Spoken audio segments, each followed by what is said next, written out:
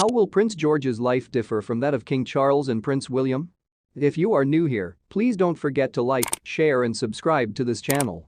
Thank you. Our royal commentator claimed that the roles of the future monarch, who celebrates his 10th birthday, would vary so as to reflect the modernization of the monarchy and its changing importance to our society. A royal commentator said Prince George's life will be very different from that of his father and grandfather. The first decade of the future king's life was different from that of his predecessors, and it seems that the next decade will continue in the same vein. This week, it was widely reported that George, who celebrates his birthday this weekend, might be able to opt out of joining the armed forces, breaking with centuries of tradition held by both Prince William and King Charles. However, royal commentator Professor Pauline Maclaran at the University of London believes that if the monarchy is to modernize and attract younger generations, more of these changes will be implemented, thus influencing George's future. The co-author of Royal Fever, British Monarchy and Consumer Culture explained that we did indeed see differences in the way George was brought up compared to the heir and the new king. Professor Maclaran said,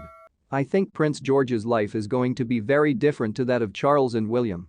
He is being brought up in a different way, as we can already see in a more relaxed style of parenting by William and Kate, with them being involved in raising their children. King Charles's childhood was spent in the care of nannies and maids. The late Queen and Prince Philip famously went on a 6-month tour shortly after her coronation, leaving Charles, then 4, with his younger sister, Anne. Although Charles and Princess Diana were more groomed, William and Prince Harry also spent a great deal of time with nannies, including one named Barbara Barnes during their formative years.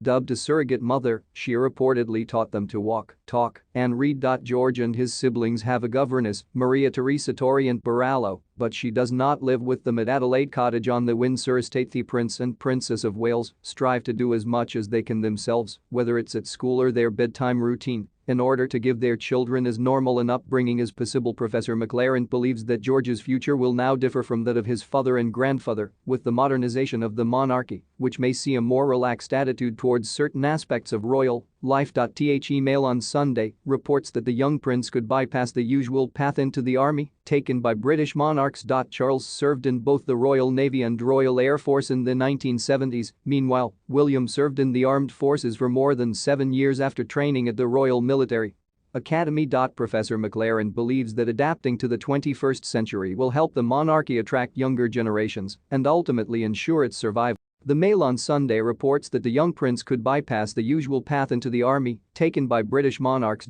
Charles served in both the Royal Navy and Royal Air Force in the 1970s. Meanwhile, William served in the armed forces for more than 7 years after training at the Royal Military Academy.